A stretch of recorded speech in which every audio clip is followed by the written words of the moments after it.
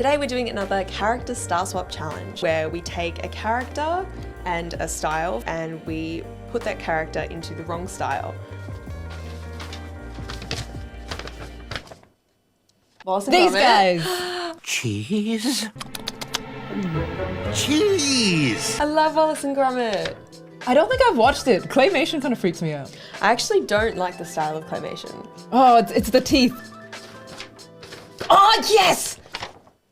Ooh, Arcane! Arcane. But with this, oh no. So I got The Simpsons in the style of Frank Miller Sin City. Yes. So Sin City has like a very, very serious tone, and I think that really complements the noir style that Frank Miller has gone for.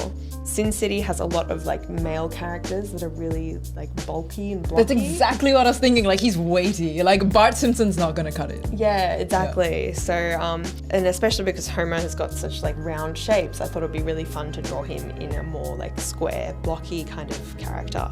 Having him like eat a donut is like very recognizable. It's very Homer Simpson, but I just could not stop laughing at the meme where he's like going into the hedge and he's like halfway through it and he's just got this like deadpan look on his face. I thought it was so funny. I actually found a quote by Frank Miller saying that when you're working in black and white, the eye is less patient and you have to make your point clearly. Yeah. So by using really, really strong, thick, like black and white shapes, and by not losing anything in like extreme detail, it's really, really effective, and it means that you can read what the character is doing or how they're feeling very quickly. This is very important in comics because you're sort of, you know, scanning the page very quickly. I think you've managed to stay very true to the drama of Sin City, but also to the feeling of Homer in a bush, and also to the feeling of the donut. Yeah, thank you.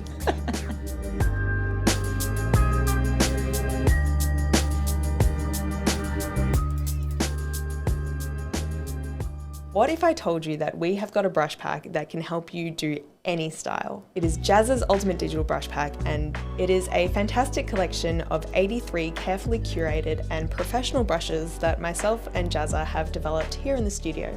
They are fully compatible with Adobe Photoshop, Procreate and Clip Studio Paint. Whether your style is sketching or inking or painting or something more graphic like Frank Miller, we have got all the brushes that you need. The one thing we don't have is a magic make art button for you to click. But the next best thing we can offer you is Jazzas Handbook. It's a 100-page, in-depth, deep dive into lots of different topics, lots of different techniques. It also includes some digital downloads. So no matter what subject you're trying to tackle, there's something in this handbook for you. The purchase links are in the description below. If you would like a discount on the brushes, use code INSERTBRUSHES, or you can buy the brush pack and the handbook as a bundle. All right, I knew this was gonna be tough. I wasn't expecting it to be this tough. To all our aspiring artists out there, if you want to learn arcane style, Wallace and Gromit is not the way to do it. I wanted to like drag Wallace and Gromit a bit more into the arcane universe. Kind of need to like mold the actual shape language. And that was where I got caught up for like ages, because Wallace has such a weird looking head. Like if you looked at his skeleton structure, like he's got this long ass head and then like the whole lower part of his jaw is like out here and like way wider. Like that doesn't translate to realism. It's the mouth for me. It's like the mouth. The sausage lips and like the teeth. And no eyebrows, and he's just got a ball for a nose. It's very, very claymation. Ugh. Arcane, one of the features is just very strong shapes. Like every element has its strong shape, but also like every highlight, every shadow has a very strong shape. And I'm like, how do I apply this to a claymation that's all just kind of like round and blobby? So when I think of Arcane, the thing that jumps to mind is this particularly moody screenshot of Jinx. You know, she's got like those big soulful eyes. It's just close up, very cinematic. So I thought, all right, I'm gonna go with that. And I know it doesn't quite match like the bright, goofy feel of Wallace and Gromit. That's kind of the point of this, like putting them in a different context and a different style. So even though they're really fun, colourful characters, maybe they've got the backstory of Jinx, or maybe they just live in the city or whatever. Yeah, I think my Wallace ended up looking a bit like one of those, like those Peaky Blinders kind of To try and like shortcut my way to an arcane style, I had to like sit back and identify like the key features of the style. Yeah. So like what we've already said, it's strong shapes, not just in like the forms, but also like the shape of a highlight, the shape of a shadow is very distinct. And again, that's difficult when you're trying to put that onto those like roundish claymation shapes. Well, it was a challenge. I don't know how well I passed that, but I've learned something. And I'm glad that I have finally like broken the seal on my fear of attempting an arcane style.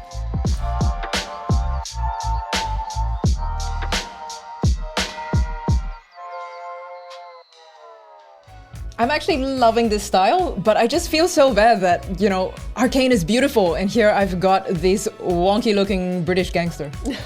Yeah. It's cool though. I feel like you've like made Wallace and Gromit look better.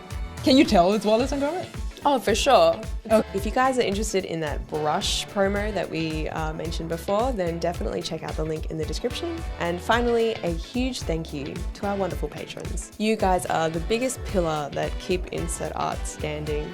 You're our biggest supporters, both financially and in a community sense. Thank you so much for supporting us. That's all that we have for you today. We'll see you in the next one. Bye.